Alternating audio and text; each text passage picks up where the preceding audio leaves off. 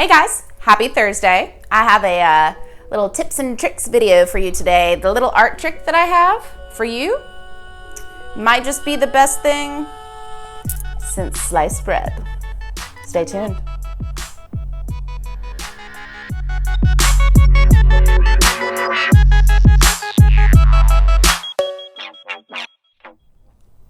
Wake up, my beautiful artists. I'm back with a new channel name and a new vision, Art Awakening. So in this video, I'm going to teach you how to clean the surface of an older oil painting. Do not try this on a new oil painting. That's a terrible idea. This is a painting that I did back in, I want to say about 2016, 2015. It's been sitting in my studio at 205 Collaborative here in Greensboro. It's been sitting there for a while, hanging up, of course. But, you know, it's gathered a lot of dust and a lot of residue in the time that it's been hanging there. And, you know, my studio space is also surrounded by a bunch of woodworkers, which actually creates a lot more dust and residue. So I thought that it would be best to try to look it up on the internet. A while back, I was like, okay, so how do I clean this oil painting surface without destroying the painting itself? You can't just use any cleaning material to clean an oil painting. It just won't work. This is an all-natural way, I guess you could call it. It is an at-home DIY type fix. I would not try this on anything that is super valuable. Like if it is a very, very valuable, very, very expensive oil painting, probably don't do that. This is my painting. I believe that it is our archival quality. You know, I painted this with very good oil paints and linseed oil. However, I'm ready to try this. So, okay, so on the website, it said you can use a bagel, which I was going to use a bagel, but I really like bagels, so I'd rather eat that. I had bread for this. This is perfect. So it's got to be like a soft, doughy bread, like none of that hard, old bread. Like, this is pretty doughy. I feel like I could ball this up into a ball if I really wanted to. I'm kind of sad to waste this bread because this is actually this Famous Dave's. This bread is pretty awesome. Anyway, so before we go ahead and use the bread, first you need to take a brush. So I have this large brush that I usually use to gesso my paintings, which my next video will be of how to properly prime and gesso your canvas before painting. Here, however, what you have to do is, this is what it told me online. Let's try this out. So I'm getting the majority of the residue off of the painting, the majority of the dust, by using the brush. I'm going to go ahead and use the brush in both directions, just to make sure that I get deep into the fibers that I can actually get into. But do not press hard on the painting. You could actually destroy it that way. So just very light touch, like putting on light makeup, you know, if you don't wear a lot of it. Anyway, so now you take the bread and you literally just brush it across the canvas. Don't press too hard. You don't want to get bread embedded in the fibers here. You just want to collect whatever's on top, residue-wise. So let's see. And, you know, it is going to crumble a little bit, it looks like. It's a little crumbly, but I don't know if you can see it from where you are, but from where I'm standing, I'm noticing that it is cleaning it. Just to be clear, don't eat the bread after you're done with this. That's gross.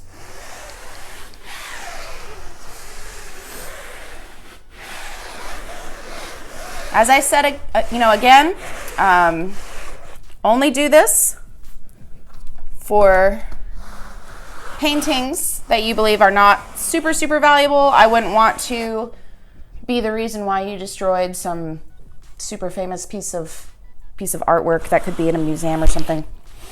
Which this could be in a museum one day. However, my roommate Matt, he actually purchased this painting from me recently. So way to go, Matt. Thank you. So it's hard to see maybe. This is pretty gross. See all the dirt and the dust that's collected? So I'm gonna try one more piece of bread. If I'm gonna waste one piece, I might as well waste two. At least I'm not wasting the bagel. But yeah, a bagel would definitely work too. Obviously a plain bagel. I mean, let's not get crazy here. Yeah, if you actually thought that a cinnamon raisin bagel would do a good job, that's just silly. Also, don't waste that. All right. Well, I'm no longer seeing the bread pick up any residue. What I'm gonna do is I'm gonna go around the painting and I'm gonna try to get all these little bits here.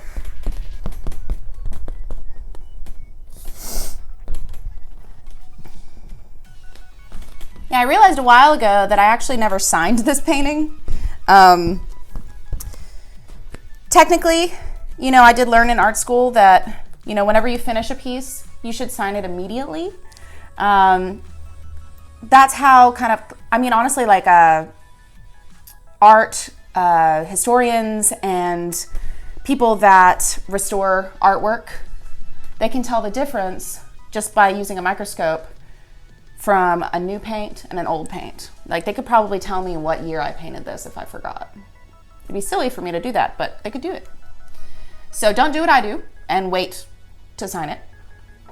Make sure that you sign it immediately after you finish the painting so that they know that the painting is legit, especially after you're gone. We don't want to talk about that sad stuff. Oh, there's bread everywhere. Okay. Yeah, see? That's from the painting. It's gross.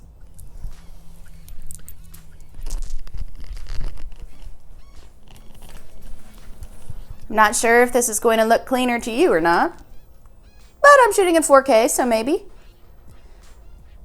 It's really kind of hard to tell through the camera lens, of course, but I can absolutely tell a difference already. There's just, you know, there's a sheen to it that was missing before.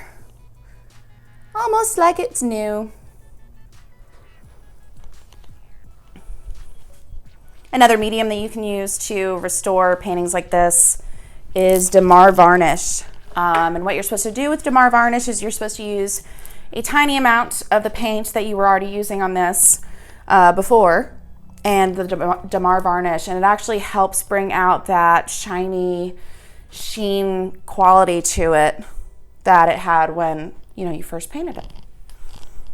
So I'm gonna take the brush one more time. I'm just gonna lightly dust off the little bread pieces here.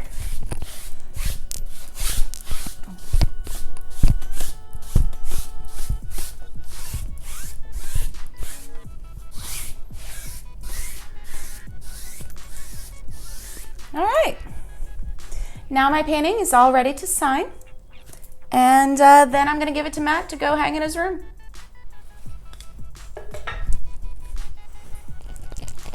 Thank you guys so much for watching. If you enjoyed this video, go ahead and click that like button for me. Also be sure to subscribe and hit that little notification bell so that you don't miss any of my future videos. Until then, remember to stay peaceful, as a calm mind is a creative mind. Now go get inspired, be an influence, and make something beautiful today. Peace.